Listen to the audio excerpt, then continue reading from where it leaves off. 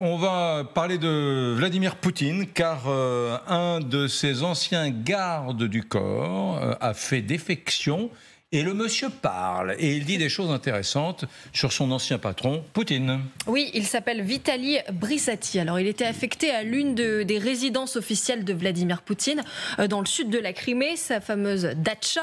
Quand la guerre a éclaté, il a quitté son poste. Visiblement, il était opposé à cette guerre en Ukraine puisque son père est lui-même ukrainien. Il s'est exilé en Équateur avec sa famille et il témoigne à visage découvert sur un média d'opposition russe, la télé Rain Newsroom, c'est ça ? TV Rain Newsroom, ouais, c'est ça, qui est basé en Lettonie. Alors lui, il nous fait une petite visite privée de cette villa. Écoutez d'abord les quelques détails qu'il donne. Une datcha, c'est une mini-ville qui a tout pour elle. Des salles de fitness remplies de jolies filles. Il y a des fontaines privées, des beaux parcs, des salons de thé, des salles de gym, des coins barbecue et des plages privées. Non, c'est pas celui-là. Bon allez, on vous emmène pour une visite privée dans cette villa. Alors cette villa, elle s'appelle Oliva, donc c'est l'une de ses résidences d'été. Le cadre est idyllique. C'est un petit bijou en fait au sud de la péninsule de Crimée qui s'étend sur 60 hectares en pleine nature. Regardez, vue imprenable sur la mer Noire. Il y est très attaché. Avant la guerre, Vladimir Poutine, il s'y rendait deux fois par an, environ 1 à 2 fois par an. Et donc son ancien garde du corps dévoile beaucoup de détails sur sa villa. Alors, visiblement, il aurait quelques piscines. D'ailleurs, regardez toutes ces photos qui ont été compilées par les équipes de David Pujadas, qui sont très précieuses. Regardez, c'est tout simplement la maison des rêves de Vladimir Poutine. Lui qui est fan de hockey, qu'est-ce qu'il a fait construire ? Sa propre patinoire. Il est fan de judo, et il a sa salle de sport avec tous ses tatamis. Il adore l'opéra, donc voyons plus loin, il a forcément sa propre salle de concert et il a plusieurs cours de tennis. Finalement, c'est un homme plutôt simple. Il aime s'adonner à des plaisirs et pour prendre du plaisir, c'est là que ça devient encore plus intéressant, c'est que le chef du Kremlin doit absolument se sentir en sécurité. Ça commence par son voisinage. Regardez un peu qui sont ses voisins. Ça va forcément vous dire quelque chose. Alors, son voisin de droite n'est autre que Dmitri Medvedev, l'ancien président de la Fédération de Russie, actuel président du Conseil de sécurité. Et son autre voisin, c'est Alexander. J'ai pas noté son nom de famille. Le directeur du FSB. Ça vous... Ah, merci. C'est ça. Voilà, parce qu'il est écrit juste au-dessous. Bon. Déjà, ça le met un peu plus en sécurité d'avoir ces deux personnes en qui il a complètement confiance autour de lui. Si on doit déjà décrypter à chaque fois les différents éléments.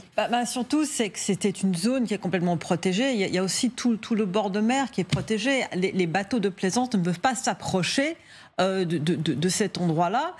Et puis, c'est tout l'entourage qui est protégé. Pour moi, ce qui était frappant dans le témoignage de ce jeune homme, c'était la façon dont il décrivait vraiment la paranoïa de Poutine, que par exemple, la villa peut être mise en préparation, des gens doivent aller en quarantaine avant que Poutine y arrive, mais peut-être que Poutine n'y viendra pas. Donc vous imaginez, vous êtes soit de la garde rapprochée, soit une femme de ménage, ou une personne qui fait le ménage, qui est passée par toutes les vérifications possibles, va se mettre en quarantaine pendant 2 semaines, va aller attendre dans la villa et peut-être qu'il ne va même pas arriver. Donc c'est un endroit qui est en alerte permanente pour attendre Poutine qui va peut-être venir ou pas. Et c'est ça qui m'a le plus frappé dans ces descriptions. Et puis bon, il y en a beaucoup d'autres aussi, mais peut-être que je vais laisser les autres parler. Oui, de toute façon, on a beaucoup d'images à vous montrer. Ala, vous vouliez dire quelque chose sur ses voisins notamment ? Oui, sur les voisins, surtout sur l'emplacement de cette datcha. C'est cette datcha qui était, en fait, c'est les datchas qui étaient anciennes datchas de nomenclatura soviétique. Et Poutine, il avait deux bâtiments dans cette datcha. Donc c'était assez simple par rapport à son palais de Gelendzhik, qui est de l'autre côté de la mer Noire, à côté de le port de Novorossiysk. Donc ici, la géographie de l'endroit est faite de telle manière que c'est assez abrupt. Il y a la montagne juste derrière, donc il se sentait beaucoup plus protégé par le fait que personne ne peut passer par arrière, et aussi la mer est protégée, bien évidemment. Donc, mais il y était très peu de temps dans cette dacha. Et surtout, vous savez, l'une des explications pourquoi Poutine tenait tellement à récupérer la Crimée, c'est parce qu'il y avait cet endroit, de rêve. Pour cette villa, pour ces résidences où il y avait les endroits, les emplacements où pouvaient rester, s'arrêter pour les vacances, la nomenclature politique, les hauts responsables de l'Union soviétique. C'est seulement après, Poutine, il a construit Gelendzhik, etc., parce que la Crimée était ukrainienne. Donc, mais il tenait beaucoup, et par rapport à sa sécurité, on en sait des choses. Oui, bon, on en parlera encore. On ne peut pas dire que Poutine voulait récupérer la Crimée parce qu'il avait sa maison là-bas. Non, Eric, il y avait beaucoup d'explications comme ça, parce qu'à un moment, c'était le seul endroit où il pouvait aller en Union soviétique, et c'était très chic, très luxueux. Oui, Et à un moment, tout a été perdu, et ils n'ont jamais digéré cette perte de Crimée, notamment à Moscou. Oui. Voilà, mais je ne dis pas que c'était la seule raison, bien évidemment. non, mais ça fait partie peut-être. Guillaume des Roquette. Des raisons cachées. Non, moi je pense qu'effectivement, il y a là-dedans ce qui relève de la protection d'un chef d'État. Moi, il m'arrive de faire du bateau dans le sud de la France l'été, on ne s'approche pas du fort de Brégançon, parce que sinon il y a un Zodiac qui arrive. Et puis effectivement, il y a cette dimension paranoïaque. Au moins, on peut dire que Poutine est cohérent. C'est-à-dire qu'il se comporte sur son lieu de vacances comme au Kremlin, c'est-à-dire que personne n'approche. On peut faire des tests Covid à tous ceux qui veulent communiquer avec lui. Je dirais qu'il y a une certaine cohérence dans le personnage. Ça ne le rend pas sympathique pour autant, mais au moins il est logique avec lui-même. Ce qui est intéressant aussi, probablement, c'est que cette Crimée, elle reste, semble-t-il, un lieu attrayant. Alors qu'on nous avait dit que ça avait été beaucoup bétonné, que c'était un endroit qui était moins agréable qu'il avait été dans le passé. Apparemment, pas pour tout le monde. On a... Oui, Renaud Pilat, vous vouliez ajouter quelque chose? Je voulais vous montrer d'autres petits détails. Non, mais juste sur la carte qu'on voyait avec sa villa et puis les deux voisins, il faut savoir que derrière, il y a une zone boisée immense. Voilà, on voit toute la zone boisée qui est derrière, qui, paraît-il, est minée. Oui, ce sont les habitants qui racontent ça. Voilà, les habitants racontent que toute la zone est minée, donc effectivement, ils sont mis dans une sorte de baie comme ça, entièrement protégée de quiconque. Oui. Alors on le disait, l'ancien garde du corps, évidemment, il est plus auprès de Vladimir Poutine, a donné d'autres détails. Alors lui-même, son poste était parfois de patrouiller 24 heures sur 24 autour de la maison pour vérifier évidemment qu'il n'y avait pas d'intrus. Bon, jusque-là, c'est plutôt banal. A priori, les autres chefs d'État aussi ont ce type de dispositif de sécurité. En revanche, là, ce que vous allez voir, c'est beaucoup plus inédit. Est-ce que vous savez comment Vladimir Poutine se rendait jusqu'à la plage ? Non. Non, par un tunnel en béton. Ouais, oui, là, a priori, c'est un peu plus inédit. En fait, il allait tout simplement sous terre pour aller directement à la plage. Donc, ça relie sa villa jusqu'à la plage. Et ensuite, sur place, évidemment, il ne voulait pas se contenter de juste se promener. Il fallait aussi qu'il se baigne. Donc, plutôt que d'envoyer de simples maîtres nageurs sur la plage, je vous conseille plutôt de surveiller les plages avec des plongeurs qui vont directement dans l'eau, qui nagent directement avec leurs armes. Oui, je suis d'accord avec vous, ça n'a pas l'air évident, mais visiblement, c'est ce qui est le plus efficace pour pouvoir surveiller Vladimir Poutine qui se baigne dans l'eau. Vous pensiez avoir tout vu ? Vous êtes loin du compte. On va parler de lessive. Là, encore une fois, c'est un peu plus inédit. Vladimir Poutine ne les fait pas lui-même. Bon, ça, c'est pas surprenant. Ce qui surprend le plus, ce sont les personnes qui s'en occupent. Attention, il ne s'agit pas de femmes ou hommes de ménage. Écoutez toujours son ancien garde du corps. Il y a du personnel en permanence là-dedans. Par exemple, il y avait un chef de rang qui était le seul à pouvoir utiliser la machine à laver. Les employés non habilités par le FSO ne sont pas admis à l'intérieur. Seul le service de sécurité rapproché et les femmes de ménage ont un accès spécial. Qui sait qui pourrait utiliser la salle de bain du président ? Bon, Didier, qu'est-ce que je vous vois assez dubitatif, vous regardez c'est quand même complètement fou. C'est pas totalement ma conception des vacances, donc après chacun fait comme il veut. Mais la paranoïa à très haut niveau. Alors, il paraît que dans la piscine, il y avait aussi des instructrices de nage. Et la façon dont le jeune garde du corps le décrivait, on peut se demander ce que ces instructrices de nage faisaient dans la piscine. Donc c'est assez folklorique ce qu'il décrit. Surtout, ce jeune homme décrit dans le passage comment il a quitté cette garde rapprochée. Et ça c'est vraiment étonnant parce qu'il n'a pas eu le droit de démissionner. Et pour démissionner, il a dû se faire une carte de séjour en Équateur parce que quand vous faites partie de la garde rapprochée de Poutine, vous n'avez pas le droit d'avoir ni un passeport ni une carte de séjour étrangère. Et c'était très émouvant de l'entendre parler. Quand son père ukrainien, en fait, il disait mon père ukrainien est pro-russe parce que mon père ukrainien écoute la télé russe et quand j'ai décidé de quitter mon poste, mon père ne m'a plus parlé. Oui, parce qu'il faut savoir que lorsque la guerre a débuté, il a voulu absolument démissionner de son poste. Alors, ça a été refusé. Hors de question que vous démissionnez. Il a attendu 6 mois dans ses propriétés où Poutine va très très peu. Et le personnel ne sait même pas, les 3/4 du personnel ne sait même pas quand il est là ou pas. On continue à travailler, on ne sait pas s'il est là. Au bout de 6 mois, il a pu s'échapper parce que sa femme est en Équateur. Je crois qu'il a rejoint sa femme en Équateur. Mais quand on voit l'ensemble des témoignages, j'espère qu'il va pas prendre l'avion ou je ne sais quoi, parce que là, il prend beaucoup de risques à parler à visage découvert sur tous ces secrets quand même de la propriété de Poutine. Vous le disiez, il verrouille tout son emploi du temps. Personne ne sait où il est précisément. Il ne fait même pas confiance à son personnel. On va écouter un autre extrait de son ancien garde du corps. Il en parle très bien. Même le personnel de ces dachas ne sait pas s'il était présent ou non à tel moment. On peut l'annoncer là, mais il peut être ailleurs. Il ne fait même pas confiance à ses employés.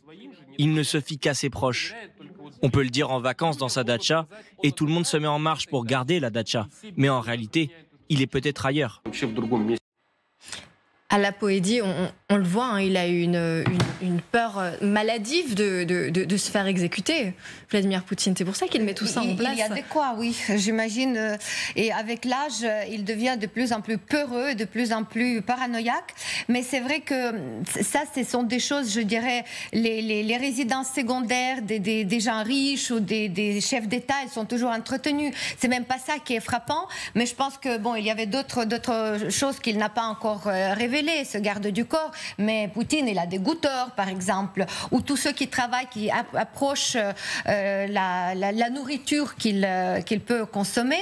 Donc, ce sont des gens vérifiés jusqu'à 7e génération, que toute la famille soit en ordre, qu'ils soient en bonne santé. Et par exemple, on disait qu'à l'époque quand il y avait le Covid, il s'était enfermé dans un de bunkers. Il y avait 1000 personnes à son service en permanence, enfermées avec lui.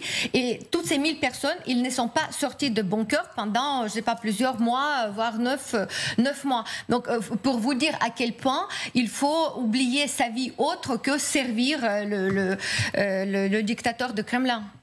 Guillaume, requête. Oui, mettez-vous à la place de Poutine.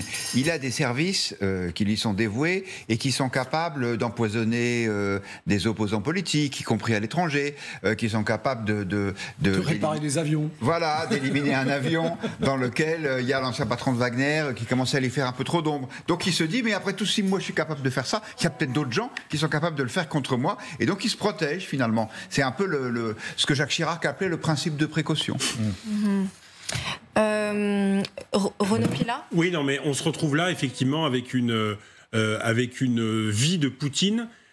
Il y a certains aspects, faut pas en même temps exagérer, parce qu'il y a certains aspects, tous les chefs d'État ont une vie extrêmement protégée. Par exemple, moi, les plongeurs au large de sa propriété, effectivement, au large de Brégançon, on voit chaque été, lorsque le président de la République se baigne, il y a des militaires autour, tout ça est protégé. Donc, énormément de chefs d'État. Aux États-Unis, par exemple, lorsque le président américain se déplace, c'est absolument incroyable. 3 semaines avant, il y a tout le secret de service qui vient inspecter les routes, les différents trajets. Il y a des trajets substitution si jamais il y a une attaque. Tous les bâtiments sont contrôlés. Donc, mais là, on n'est pas dans l'ordre de la paranoïa. On est dans l'ordre du service d'ordre classique pour des chefs d'État et de gouvernement. Là, ce qui nous choque, mais apparemment, le peuple russe est habitué. puisque ça fait des décennies qu'il est dans cette situation. Habitué ou il ne le sait pas. Oui, enfin, Navalny, le groupe de Navalny avait fait cette enquête incroyable sur le Versailles, entre guillemets, parce qu'il y a beaucoup de propriétés de Poutine, avec une fortune très considérable. Apparemment, le peuple russe, voilà, ne peut pas faire grand-chose, mais ce qui est absolument dingue, c'est le luxe tapageur, et puis on ne sait pas quelle est la part de fortune personnelle et la part de budget de l'État qui est allouée à ce genre de propriété. Il n'y a pas de frontière entre le budget d'État et la fortune personnelle de Vladimir Poutine. Toute la Russie travaille pour, disons, sa fortune personnelle, avec aussi son clan de proches. Autre détail qui montre bien la paranoïa du chef du Kremlin, c'est ce qui est toujours dit par cet ancien garde du corps qui prend beaucoup de risques d'ailleurs à parler de toute l'intimité de Vladimir Poutine. Voici ce qu'il dit: un convoi peut se déplacer entre les aéroports. On fait comme si Vladimir Poutine était assis dans l'une des voitures. Même les officiers de Vladimir Poutine ne connaissent pas le véritable itinéraire. Ça semble complètement fou. Et enfin, il est quasiment impossible d'imaginer que Vladimir Poutine puisse se faire assassiner. Didier, il a absolument tout verrouillé pour que rien ne lui arrive à Vladimir Poutine. À l'évidence, oui. Enfin, mais là, je suis complètement d'accord avec Guillaume. Il projette sur ses potentiels ennemis ses modes d'action et la façon dont lui il les traite. Donc à partir de là, évidemment que ça nourrit. Alors on le dit bien, le fait même les paranoïaques ont des ennemis, et il en a. Simplement la façon qu'il a d'approcher toute forme d'opposition comme absolue fait que, évidemment, il prend. On le voit bien, ils sont toujours entre eux, ils discutent qu'entre eux. Ses voisins, c'est le patron du FSB. En fait, c'est à la fois une bande, une mafia. C'est compliqué. On l'a vu dans leur rapport avec Prigojine, le rééquilibre entre les différentes factions. Il n'y a que des factions armées dans cette affaire, entre les services, la protection, la garde nationale, les armées, etc. On est quand même dans un État qui est un État extrêmement totalitaire et très militarisé. Donc c'est ça en fait, ce que ça nous confirme, c'est ça, c'est qu'on n'est pas dans un État normal. Oui, effectivement, il y a des diligences de sécurité dans l'ensemble des États démocratiques, mais on connaît les déplacements de nos chefs d'État ou de gouvernement. C'est annoncé, c'est filmé, c'est vu. Là, on est totalement dans autre chose. On est dans une opacité organisée, ce qui est totalement différent. Et les expressions ne sont que des expressions choisies à des moments donnés, en excluant tout le reste. Nous, c'est un peu différent. C'est un peu, alors, à la fois, c'est un peu la foire au slip pour les expressions, mais puis de temps en temps, mais il y a aussi une espèce d'organisation où quand même il y a une transparence qui n'existe pas là du tout.